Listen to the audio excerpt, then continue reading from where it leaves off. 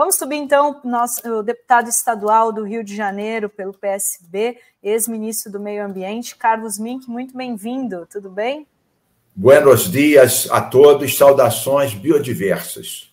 Opa, aí sim. Eu vou dizer o seguinte para ti, saudações praianas. Ah, bom. Vou falar Temos de praia, que proteger nossas praias, querem privatizar tudo. E você sabe que nós estamos aqui na Praia de Santos, né? Que estão de praia para praia, de Santos para o Rio. Que história é essa, Mink? Explique direito aí, você que tem... Olha, esse projeto surgiu ano passado na Câmara. Na época, eu postei sobre isso. Olha a ameaça de privatizar as praias. E já na época, ou seja, no ano passado, eu falei, vejam vocês que coisa curiosa. O Bolsonaro, Flávio, e o pai sempre defenderam o chamado Projeto Cancún. Isso aí começou quando o Bolsonaro foi flagrado em Angra, pescando numa área errada. Um fiscal do IBAMA puniu ele, e depois ele conseguiu que o fiscal fosse exonerado do IBAMA por ter ousado multá-lo. Aí ele falou, não, isso daí está tudo errado, isso tem que ser Cancún, as praias têm que ser que nem Cancún, tem que dar dinheiro, tem que ter cassino, tem que ter hotel e tudo. E quando foi criticado, ele disse, já no ano passado, e repetiram agora, o Flávio repetiu agora, que ele é o relator desse projeto estapafúrdio no Senado, ele disse que ele está preocupado com os pobres, com os pescadores, olha aqui, que história, com os quilombolas. Ora, eu fui ministro do Meio Ambiente do Lula há 2 anos, e nós criamos reservas extrativistas marinhas para os pescadores. Do Ceará, na prainha do Canto Verde, na Bahia, no sul da Bahia, em Caçurubá, ambas pedidas pelos pescadores artesanais e pelo saudoso Dorival Caymmi. E aí, ou seja, é possível perfeitamente garantir a terra para os pescadores e quilombolas sem privatizar, entregar para os hotéis, entregar para os resorts. Eu lembro, não sei se vocês já divulgaram isso, que o Flávio Bolsonaro é parte de uma ação judicial sobre um resort de 10 milhões de reais em Angra e que ele reivindica para si e está em terra de marinha. Ou seja, em época de mudança climática, querer tirar as proteções desse espaço mais afetado pela elevação do nível do mar, eu pergunto, Rovai e Adriana, essa turminha gananciosa já deve ter comprado um assento num daqueles foguetes do Musk para um outro planeta. Eles estão brincando. O que depois do Rio Grande do Sul, o que mais falta para cair a ficha?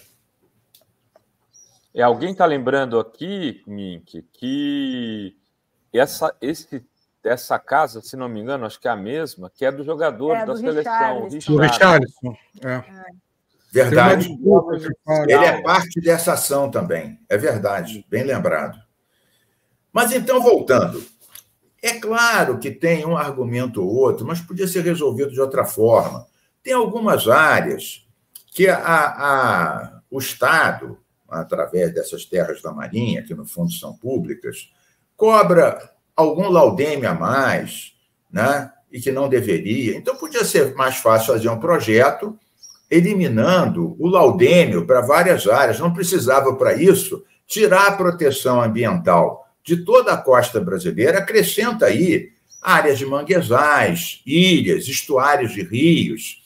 Então, tem uma ou outra coisa que podia ser corrigida? Tem. Agora, por exemplo, eu fiz aqui no Rio uma lei que garante aos caiçaras e quilombolas as áreas que ocupam há mais de 50 anos, tendo a posse real de uso forever, para sempre. Apenas não podem vender e tem que ter práticas sustentáveis. É uma lei pioneira que outros estados já imitaram. Ou seja, se é verdade, isso é claro que é uma pura demagogia, se ele tivesse preocupado com quilombola, não ia chamar de Projeto Cancún. Para quem não sabe, Cancún é uma restinga lá com só hotelões, cassinos e o que valha, e virou, aliás, palco de cobiça de gangues e tráfico. Aquilo está um inferno. Lá não tem pobre, só tem rico e gangster. Agora, dizer que é um projeto que ele chama de Cancún é para beneficiar pescador e quilombola e a favela da Maré, eu não sei se a gente ri ou se a gente chora. Agora, em qualquer momento, isso era ruim.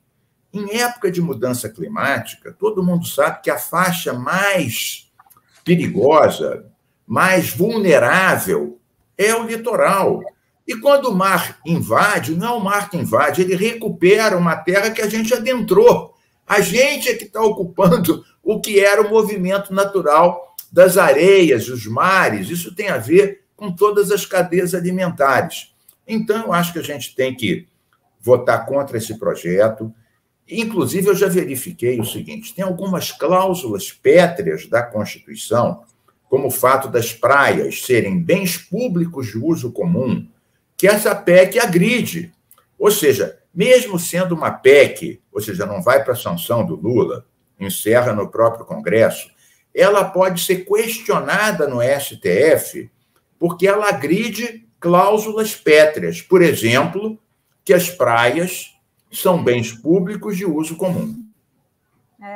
Não, e hoje, assim, a gente vê nas praias, é o único, né, lugar onde tem pobre, tem rico, tem todo mundo. A praia, né, pública. Bom, bonito e barato. Bom, bonito e barato. Das poucas coisas democráticas da nossa sociedade.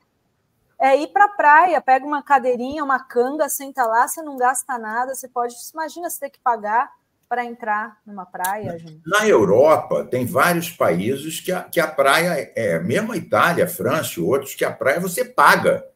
Você paga, tem áreas reservadas para beach clubes, tem áreas com as cadeiras, com cores assim, você paga para ir, quer dizer, a praia está privatizada. Então, eu acho que seja pelo lado social, seja pelo lado ambiental, seja pelo lado climático, isso não tem pé nem cabeça. Eles querem gratuitamente oferecer para quem já ocupa, e eles dizem, né, por exemplo, concessionários ou, entre aspas, poceiros, a posse gratuita disso, quer dizer, vão doar essas terras para quem ocupa, e falam que estão preocupados com os pobres. Então, por que eles sempre se opuseram?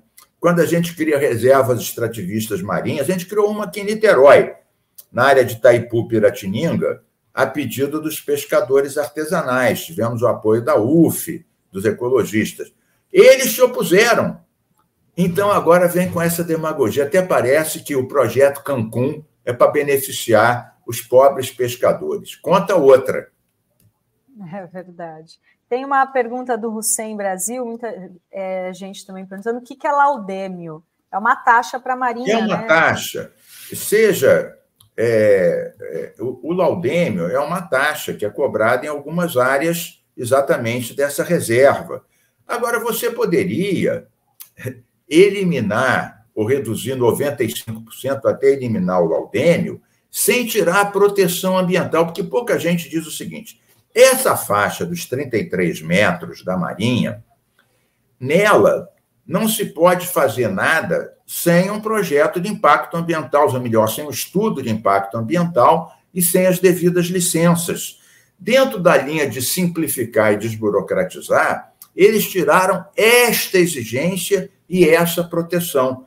Ou seja, o que eles querem dizer é que, além de privatizar as praias e entregar para quem ocupa, por exemplo, os hoteleiros, né, os futuros Cancún por aí, eles tiram a necessidade da União dizer, olha, esse projeto não vai afetar o ecossistema, não vai afetar a biodiversidade marinha.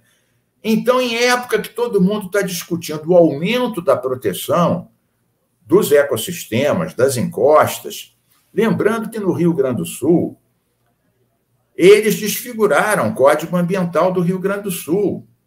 Em 2020, tiraram 68 artigos, fizeram um monte de lambanças. E agora, eles dizem, não é hora de apontar os culpados, temos que ser solidários. Eu falo, temos que ser solidários. Eu mesmo já contribuí 3 vezes, eu apoio a Ação da Cidadania, dirigido pelo Daniel Souza, filho do saudoso Betinho. A gente tem que ser solidário. Agora, quem é que diz que não é hora de apontar os culpados? Os culpados. geralmente são os próprios culpados que falam, não é hora de apontar-nos o dedo. Mas se não é agora que a gente for rediscutir a questão das proteções ambientais, quando vai ser? Eu lembro, aqui no Rio, eu estava na secretaria entre 2010 e 2013, nós criamos o projeto Iguaçu, Sarapuí, Botas, para relocar parte da população da Baixada que morava em cima dos rios. Não porque queria, porque não tinha alternativa. Então, a gente tinha que relocar a população para uma casa boa, perto da creche, do trabalho, para ele não ficar exilado. Dragávamos o rio. Se a gente dragasse logo, as casas caíam dentro do rio. Então, tinha que primeiro botar numa casinha perto, dragar o rio, depois, na margem, botar árvore, ciclovia, banco, para aquilo não ser ocupado outra vez. Conseguimos relocar 28 mil pessoas, com muito dinheiro do FECAM, do Ministério das Cidades. A gente saiu do governo, pararam o projeto por 10 anos, de janeiro de 2014 até agora, 10 anos parado. Quando morreu gente, início do ano, na Baixada, em Belfor Roxo, Nova Iguaçu, o governador falou, quero 400 milhões do PAC para fazer o projeto. Mas não disse qual era a equipe, qual era o projeto, como é que ia ser a licitação, ou seja, não tem nada, não vai receber o dinheiro, ainda vai querer botar a culpa no governo Lula. Mas um recurso para ser liberado, você tem que dizer, olha, a minha equipe é essa, o projeto começa aqui, a licitação vai ser dessa forma, vai ser com essa sucessão, não tem nada. Então, param os projetos de recuperação ambiental, de reflorestamento em costa, porque isso não dá voto. Porque isso não dá voto. Não existe cultura de prevenção no Brasil. E eles trabalham contra isso e querem desamar. Será que o Congresso, depois da crise gaúcha e de todas as desgraceiras que a gente já viu, vai aprovar algo que é um prenúncio de novas e mais graves crises com mais inundação? É de chorar. E o argumento é completamente demagógico. Isso é que tem que ser desmontado. É absurdo, né? Olha só, eu vou subir aqui mais um ambientalista, aqui, ativista, para agregar aqui no nosso papo, que é o deputado Nilton Tato. Muito bem-vindo, Nilton. Tudo bem? Oi, Dri. Prazer estar aqui com você, com o Rovai, com o professor Felipe e com esse inspirador, que é nosso ministro Carlos Mink. Nilton Tato, saudações. Ecossocialistas. De biodiversidade praianas, né? Muito bem. O Nilton pode mandar da represa, mas não da praia. Da Mata Atlântica. Da Mata Atlântica. Nilton, entra no papo aqui com a gente. A gente está falando desse projeto das praias. O Mink falou bastante. E como você é deputado, você está no olho do furacão disso também, né? Apesar que está no Senado. Né? Já foi aprovado na Câmara, né? O que é, assim, absurdo. Esse projeto SAPEC, né? Ela já foi aprovada aqui na Câmara no começo do ano passado, tá? E, evidentemente, que é uma PEC que tem muito mais focado por interesses imobiliários, né, na costa brasileira, mas vocês sabem que, nesse momento, nesses interesses acabam se juntando com aquilo que é a maior força política aqui dentro do Congresso Nacional. Então, eles se juntam, entendeu, nesse momento, na construção, né, de legislação antiambiental, que vai no sentido contrário de tudo aquilo que precisa fazer para enfrentar a crise climática, né? Eu não sei o quanto vocês falaram, mas esse projeto, na verdade, ele nasce aí, né, com uma pressão muito grande de quem, na verdade, ocupou e construiu, antes mesmo da própria legislação, né, daquilo que chama dos terrenos de marinha, que não é da Marinha, não é sobre gestão da Marinha, é do povo brasileiro. São áreas do povo brasileiro, né, e que pagam dois tipos de impostos, podemos dizer assim, dá para ocupar. Mas ali, eles aproveitam, né, essa demanda de quem está pagando além do IPTU, né, esses dois impostos aí, e querem fazer, praticamente, acabar com essa área que é do povo brasileiro e que tem uma importância grande do ponto de vista daquilo que resta ainda em toda a costa brasileira de presença de povos e comunidades tradicionais. Estou falando de povos indígenas, quilombolas, caiçaras, pescadores, tá? E com tudo aquilo que representa do ponto de vista da própria diversidade étnica e cultural e de produção cultural, tá? É comum, né, em toda a costa brasileira, você ter expressão cultural relacionada a essas comunidades, que, aliás, é um componente, é um ativo importante do ponto de vista até do turismo, tá? De quando fizer de forma decente, tá? E o outro é que acho que a lição na dor que a gente está vendo aí, no caso do Rio Grande do Sul, tá? E todo mundo sabe que o mar vem subindo, né? As geleiras estão se acabando, tá? E vão acabar, por exemplo, o incentivo, quando você transfere para o Estado, em especial para os municípios, que sofrem ali no dia a dia a pressão da especulação imobiliária. Para quem vive no litoral, sabe disso, o significado disso, né, do quanto que a especulação imobiliária pressiona para abrir, né, novas áreas para a construção em áreas que são sensíveis do ponto de vista ambiental. E essas áreas, né, inclusive o projeto, né, que foi muito divulgado pelo governo anterior, né, Mink, falou assim, olha, nós precisamos construir a Cancún brasileira ou Cancúns brasileira. Eu falei.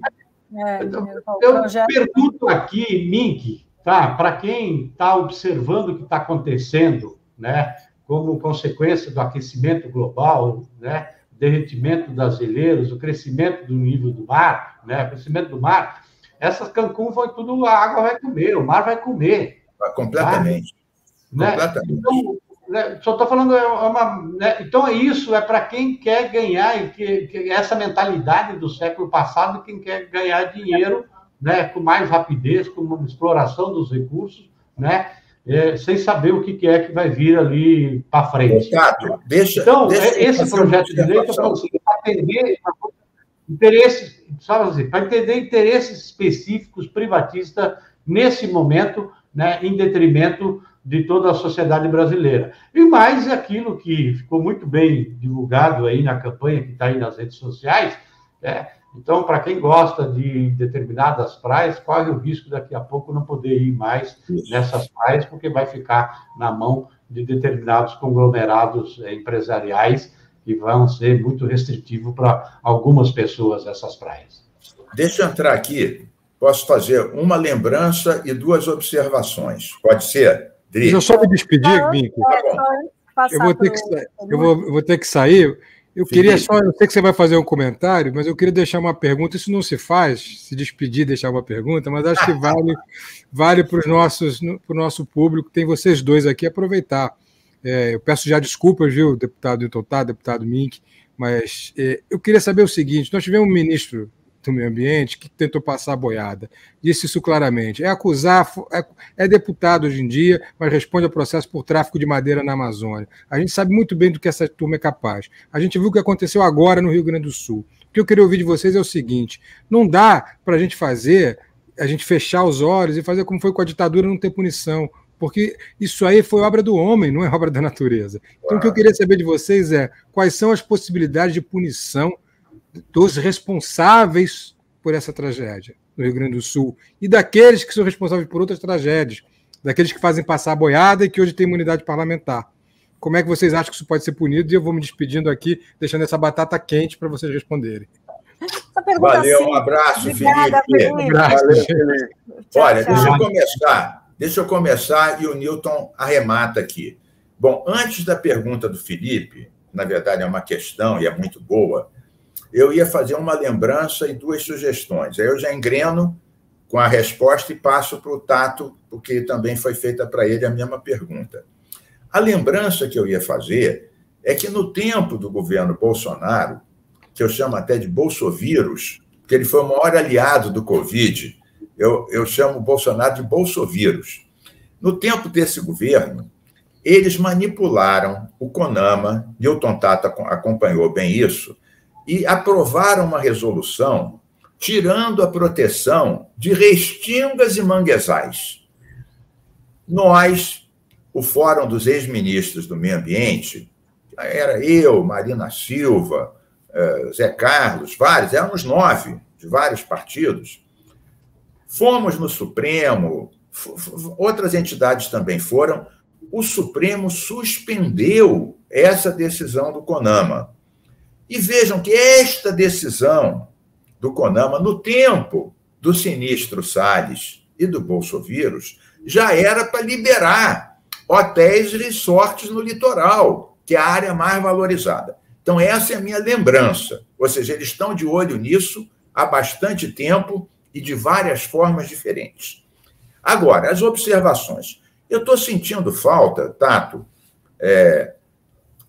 e vocês todos desse espaço democrático bacana, os cientistas, eles tinham que vir mais. A questão da Covid foi fundamental, os cientistas irem para a TV, falarem da vacina.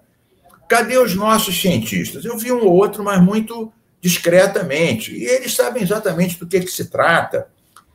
Outra coisa, eu estou sentindo falta também, e olha que eu sou apoiador de primeira hora da Marina, do Ministério do Meio Ambiente, mas já está na hora do Ministério do Meio Ambiente falar qual será o impacto ambiental dessa loucura que querem fazer, tirar a proteção do nosso litoral. E, por fim, respondendo à pergunta do professor Felipe, eu concordo perfeitamente, isso é um desvario. Quem abriu essas companhias... Aliás, a boiada do Salles, ela também naufragou, ela também se afogou lá no Rio Grande do Sul. A boiada passou e está afogada no Rio Grande do Sul. Até a boiada foi submersa, né? Então, eu sou daqueles que acho que sim, que essas pessoas têm que ser julgadas pelos seus crimes. O Salles, as várias ações que tem contra ele, inclusive uma delas, ajuizada no Supremo, pelo bravo delegado Saraiva, que é meu parceiro aqui no Rio de Janeiro, né? Um cara íntegro, corajoso, Alexandre Saraiva, essas ações não prescreveram. E o fato dele ser deputado não significa que ele não possa ser julgado. Ele tem um foro, que é o próprio STF, e ele será julgado. E os do Rio Grande do Sul, para encerrar, eu acho que sim. Inclusive, o Supremo já pediu informações do governador Leite, né, para saber por que ele apoiou e sancionou a lei de 2000, que desfigurou o Código Ambiental do Rio Grande do Sul, e que, no final do ano passado, fez uma outra lei permitindo barragens em área de proteção ambiental. Ele está sendo questionado em algo que provavelmente vai dar margem a um inquérito. E, com isso, eu manifesto a minha indignação, chamo a todos para votarem no site do Senado, quero ver os cientistas falando mais, quero ver o Ministério do Meio Ambiente mostrando, ponto por ponto do litoral, qual vai ser esse impacto, para cair a ficha. As pessoas não se movem por teses abstratas, elas têm que saber o que vai acontecer, que praias ela não vai mais poder frequentar, que áreas serão demolidas ou invadidas. E passo a bola para vocês. Eu vou, Odri, Rovai, na verdade, para não repetir, mas para reforçar isso que o próprio Mink já falou, desse momento que a gente está vivendo aqui, até... e por quê? Da gente entender por que determinados projetos que a gente conseguia, na resistência, segurar e que não avançasse, né? E que agora estão avançando aqui dentro do Congresso Nacional, na Câmara e no Senado, tá? Para a gente até entender. Porque se tem uma coisa que a gente celebra, né, Mink? A gente não teve, talvez a campanha eleitoral em que mais a gente debateu a agenda ambiental, o enfrentamento da crise climática, foi na campanha de 2022. Tá? Então, a gente celebra, né? A gente celebra da gente ter hoje, não só na caixinha do Ministério do Meio Ambiente, a preocupação com a agenda ambiental, mas ela está esparaiada, né, no próprio governo como um todo. Estou falando lá da transição, da transformação ecológica do próprio Ministério da Fazenda, preocupação no BNDES, no Ministério da Indústria e Comércio, enfim, em várias áreas, tá? Só estou falando assim.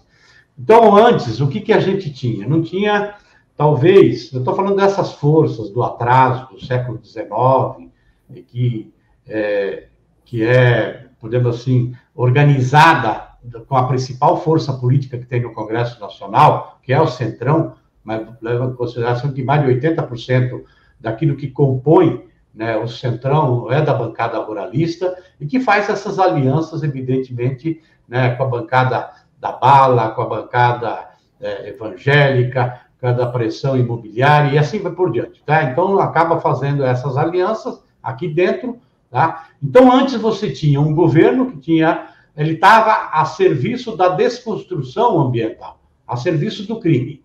Tá? Então, aquele negócio da boiada, do Salles é simbolicamente aquilo mesmo. Você tinha um governo para trabalhar contra, eu estou falando assim, contra a agenda do enfrentamento da desigualdade e o enfrentamento da crise climática. Tá? Então, hoje tem. Mas, evidentemente, que nós, nas eleições de 2022, tá? Pegando a fotografia aqui da própria Câmara, dos 513 deputados, né, 130 foram eleitos aí na chapa do presidente Lula. Tá?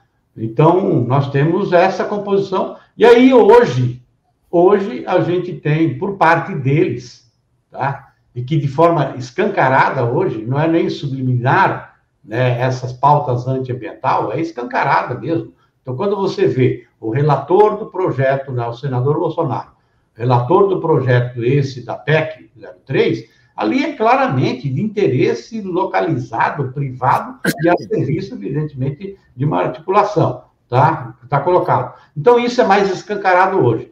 Então, hoje há a necessidade deles de enquadrar, não deixar, tá? Além da contradição, evidentemente, que foi para dentro do governo, tá? Para a própria governabilidade, você tem aqui no Congresso Nacional, tá? A necessidade por parte deles, tá? De enquadrar o governo e não deixar fazer a agenda do plano de governo votado e aprovado pela população brasileira em 2022.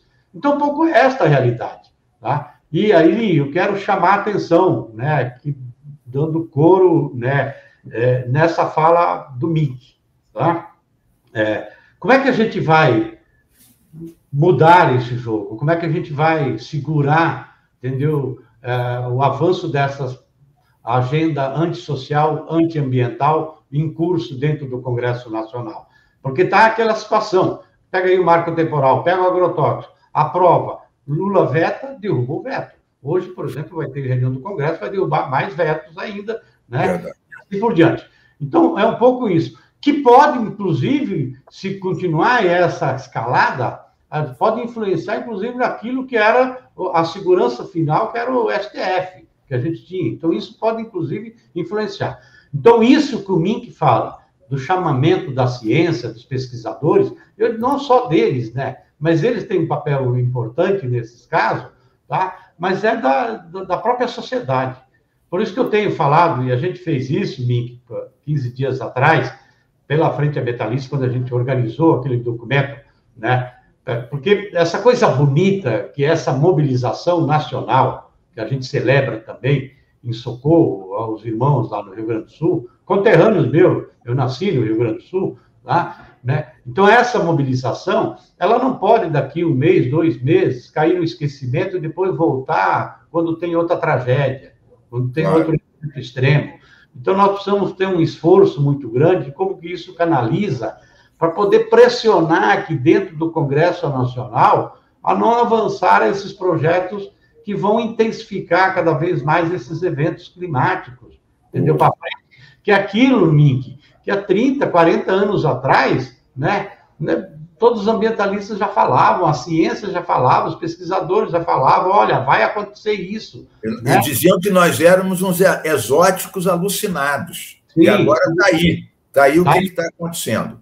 Está aí. Então, é importante a gente saber, primeiro, que precisa dar nome de quem é responsável por amplificar, né, esses eventos. Precisa dar nome, dizer o que é. Precisa dizer quem são os protagonistas desses projetos de leis que vão colocar em risco a vida das pessoas. Eu não estou falando, entendeu? A vida no planeta como está colocado. O planeta vai continuar existindo, a vida acaba se refazendo, mas nós, humanos, corremos risco de existência. A gente não fala mais das gerações futuras, a gente está falando. Nós precisamos dar nome. E nós precisamos chamar a atenção de que essa mobilização, né, nacional, ela precisa canalizar no sentido da política aqui, de influenciar aqui dentro para a gente barrar isso aí e aprovar aquilo que precisa ser aprovado. Nós precisamos aprovar a legislação que dê, entendeu? Inclusive, além de rever, né, a forma como a gente produz os bens e serviços para diminuir as emissões, nós precisamos dar capacidade do poder público do Estado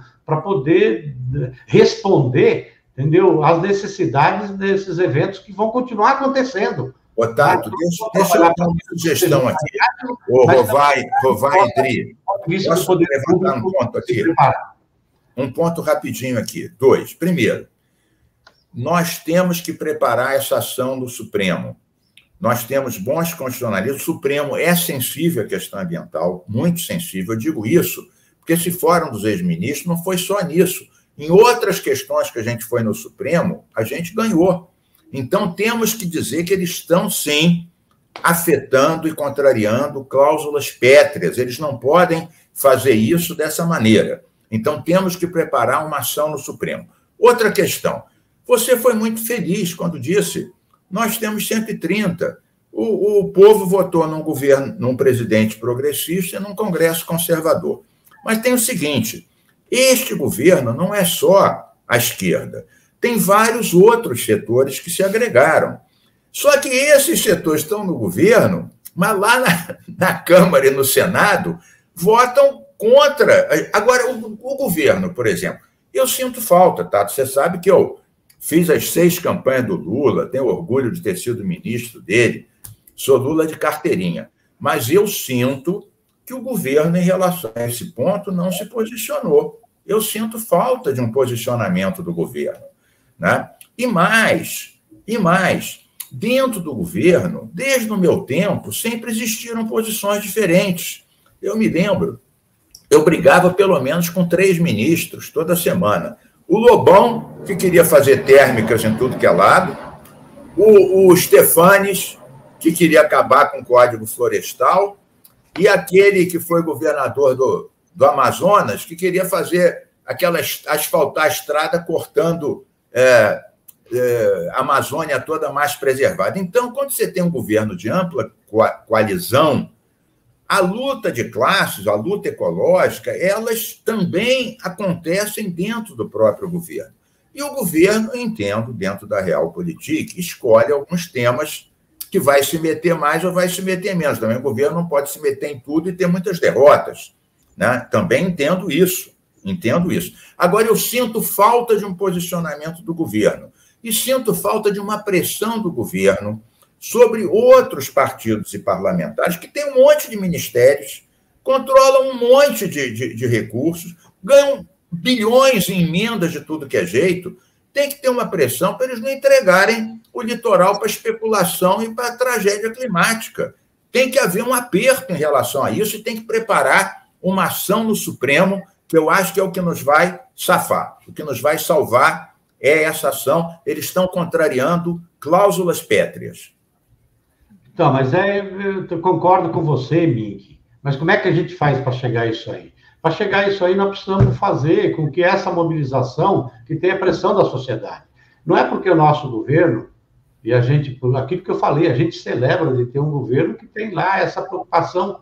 Tá? Agora, para isso refletir no cotidiano, nós precisamos ter também a própria sociedade. Não é porque é nosso governo que não tem que botar um pouco de fogo ali, né? Uma pressão no rabo, vamos dizer assim, para pressionar. É isso. Então, nós temos que chamar. Vamos pegar aqui, no caso da PEC, o próprio governo tem um posicionamento contrário, mas chega nessa hora, quando se trata de pauta de enfrentamento aos interesses do agro, e do setor imobiliário, tá? A base do governo é outra, que ela se desconfigura, né?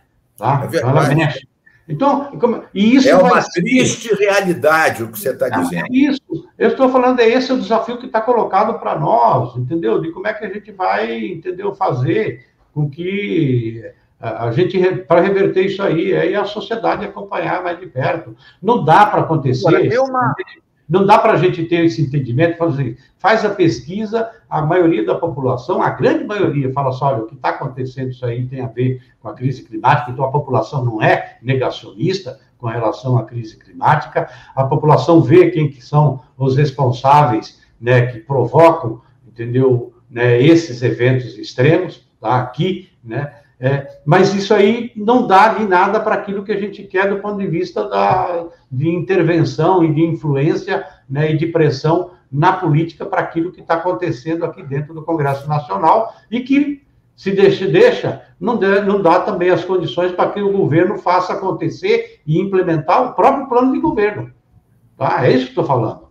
Tá? Porque aí os interesses e a contradição que está colocada dentro do próprio governo, que é fruto da própria fotografia do Congresso Nacional, tá? Acaba deixando ir acontecendo como se fosse tudo na normalidade, entendeu? E aí a gente vai tendo mais retrocesso do que a gente teve, inclusive, no governo anterior, do ponto de vista da legislação. E é fundamental, é isso que estou falando, Mink, essa mobilização da sociedade, ela é fundamental, inclusive, para a gente ter essa segurança, inclusive daquilo que a gente sempre teve em termos de apoio, somente na agenda ambiental, né, do Supremo, tá? Para a gente continuar tendo. Porque se a gente não chamar atenção, aí quando eu falo da sociedade, estou falando da ciência, estou falando da academia, estou falando das organizações da sociedade civil, dos movimentos populares em si, tá? Da própria mídia, enfim, de todo mundo, tá? Porque senão a gente cria um ambiente que o próprio Supremo não consegue depois barrar, mesmo aquilo que é inconstitucional. Tá? Daí o debate que a gente está vendo, aí o debate que a gente está vendo com relação a querer, entendeu, né, buscar uma saidinha para o marco temporal, por exemplo, né, como um direito consagrado que a sobrevivência e a vida dos povos indígenas depende do território. Tá? Portanto, poderíamos dizer assim que é uma cláusula pétrea, a defesa da vida. Tá? E aí você vê, de repente, gente no Supremo tentando buscar saidinhas para permitir fazer valer o marco temporal. Então, isso a gente precisa cuidar, a gente precisa zelar, tá? Precisa zelar, que é zelar da Constituição, é isso. Muito bem, e por isso que a gente está pautando esse debate aqui, né, Dri? Sim, com certeza. Porque certeza. É para tentar fazer com que essa militância nossa que está acostumado, Mink e Tato, a construir resistências, que ela se anime e perceba que essa é uma resistência pela vida, pelo meio ambiente, pelos seus filhos, pelos seus netos, né, Mink? Eu vou dar 2 minutos para cada um encerrar. Deixa eu só ir passando para ler o superchat do Carlos Carvalho, que disse: se possível, pergunte a Carlos, Mink e Tato como ficaria o controle de enchentes de Porto Alegre depois de demolir o cais da Mauá e desinstalar as casas de bombas e abrir para construir torres, que era o plano, né, do governador, inclusive. Então, passo para 2 minutinhos para cada um para o encerramento. Primeiro, então, Mink, depois o Tato. Bom, então, dizer, excelente vocês promoverem esse debate aqui. Queria saudar meu companheiro Tato, nós temos basicamente as mesmas posições sobre isso, mas eu insisto, nas redes o debate está forte e está muito favorável a nós. Como fazer isso chegar no Senado? Como fazer isso chegar no governo e no Supremo? E eu insisto, vamos sim, já tem juristas, amigos meus, preparando essa ação no Supremo para derrubar essa PEC, caso ela passe. Em relação à questão levantada, e com isso aqui encerro, esse governador do Rio Grande do Sul, ele não tem ecologia na cabeça, ele não tem cultura de prevenção. E ele quer dizer, eu fui surpreendido. Mas como foi surpreendido?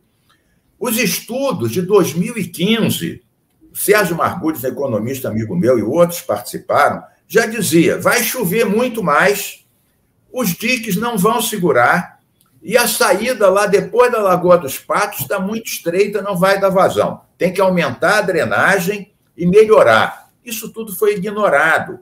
Então, na verdade, a gente não tem que só reconstruir o Rio Grande do Sul, tem que reconstruir essas cidades em outra base, mais sustentáveis. Se fala de cidade esponja, de tetos verdes, de hortas urbanas, para absorver a água. Está tudo errado, as cidades é só asfalto, concreto, especulação, é o que eles querem com essa maldita PEC fazer em todo o litoral brasileiro. Mas nós vamos resistir, defender os caiçaras, os pescadores, nosso oceano e a biodiversidade marinha. Muito bem. Tem só um superchat da Mônica Caparelli, que diz que é para o Mink, que ela diz: Lumiar continua cercando rios e cachoeiras. Mandou aqui para você. E nós continuamos resistindo e criticando. Exatamente. O Tato, com você. Não, primeiro agradecer novamente a oportunidade e parabenizar o Fórum por estar organizando e trazendo esse debate. Tá? É uma alegria muito grande sempre ouvir o Mink, né, porque partilhamos os mesmos desafios já há um bom tempo. Acho que é esse o grande desafio que a gente tem agora, que depende de entender que a reconstrução do Rio Grande do Sul, primeiro que as pessoas que perderam seus entes queridos, tá, não tem como recuperar, tá, mas a recuperação do Rio Grande do Sul custa muito mais caro para a sociedade brasileira. Tá? Então, isso a gente já está observando em tudo aquilo que o próprio poder público está gastando para recuperar, tá, aquilo que poderia ser evitado, que era muito mais barato para a sociedade. De ter clareza, tá, de que nós precisamos enfrentar na política, entendeu? Esses que ainda têm essa visão de mundo, né, e de exploração dos recursos do século passado, tá, de querer, né, produzir, e que produziu uma das sociedades mais desiguais do mundo. Tá? Então, nós precisamos rever. Não dá para a gente agora pensar, por exemplo, que precisa reconstruir o Rio Grande do Sul e reconstruir nas mesmas técnicas, nas mesmas políticas, né, daquilo que levou a essa situação que está lá. O Mink mesmo disse aí, precisa rever. Por isso que nós estamos aqui lutando para aprovar, por exemplo, o projeto aqui de cidades resilientes, o projeto de adaptação climática, como é que você organiza, porque é o Estado, é o poder público que dá a direção, que dá o norte de como é que deve se organizar as atividades econômicas e a sociedade como um todo. Tá? Então, é isso.